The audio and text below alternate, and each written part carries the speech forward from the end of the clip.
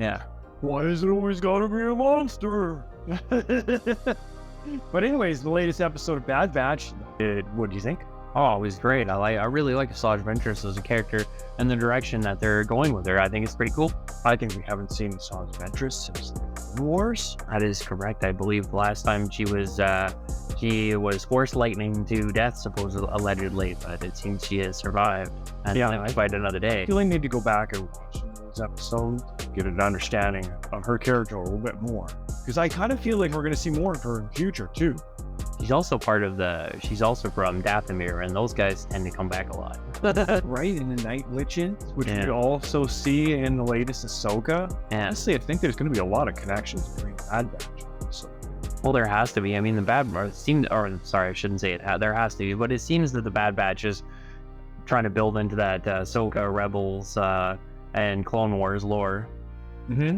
I think so. Well, and again, like I said, when you talk about Tantus and you talk about Hemlock, those are characters that have direct history with Thrawn in the extended universe. So it makes perfect sense that this would be tied all together. And he's right there. Yeah. Yeah. One of my favorite parts about this episode was actually the fist fight. The animation I thought was pretty awesome. Oh, between the Bad Batch and Viceroy? Yeah. Oh, the only thing I was kind of disappointed about with that is, and we were kind of talking about this earlier, I just wish that they would put up more of a fight, because we have seen the likes of the Mandalorians put up a fight against Force sensitives. It is possible, our Force users, it is possible that they could have put up a fight and it would have been nice. I'm not saying they should win, because they shouldn't, but I wish they would have put up more of a fight. Right before the fight went down, I was thinking to myself, it's a good thing Wrecker's there just in case. It's the fan.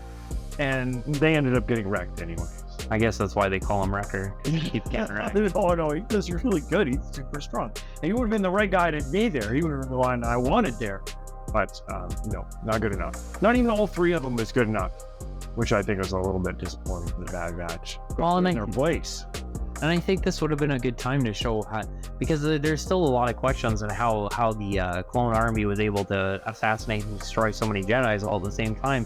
So this would have been a perfect time to show that even the 3 enhanced clones can actually give a Force sensitive a run for her money, but unfortunately they didn't do that. I do find it interesting that her white skin, because it's a little bit different than the way she was portrayed in Rebels. So I think that they're kind of signaling that whole back from the dead type thing, and we got Project Necromancer, and we've got zombie clone troopers, and yeah, well, it makes sense that you'd be less interested in Empire and more interested in Surik Dathomir. Yeah, for sure. It'll be interesting to see what her loyalty is, and I did enjoy the fact that she seems to have cleansed her blade, because she's no longer using, because in Clone Wars she was using 2 red blades, and now she's using a neutral blade or a yellow blade. Down to yellow blades. Yeah. Now. Yeah.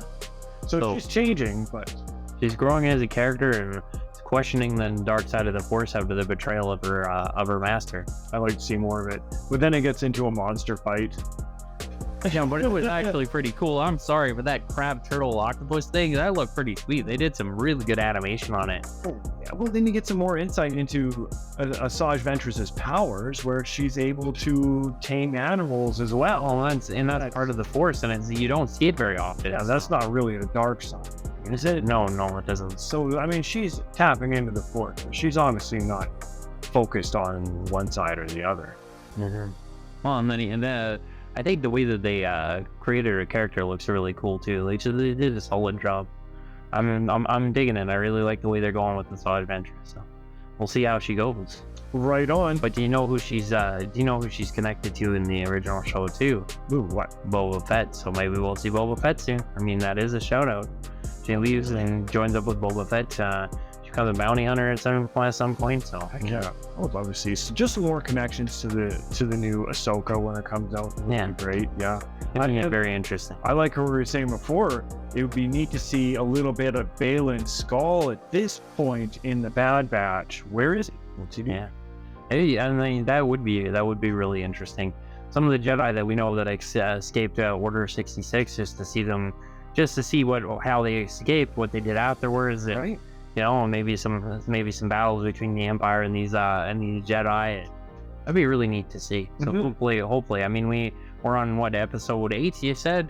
we're on episode 9. Episode 9 Yeah. is usually a 15-run season, so We got more to go. only 6 more episodes to Yeah. find out the conclusion. I kind of feel like the Bad Batch is going to have to end pretty roughly for the whole crew. So something's got to give. I think maybe I'll call it a prediction, but I'm thinking that the only ones that are going to survive or seem to have survived or escape is going to be Omega, because Disney's not going to really want to harm a child even in an animation, and I think Crosshair might. I think that's what they're alluding to. That's what's going to happen, because they've really dropped focus on Hunter and Wrecker and really more focused on the relationship between Crosshair and Omega. So I wouldn't be surprised if the whole crew is by the end of the season. well, maybe Omega goes off with Ventress. Maybe that's the next plot beat that they go for.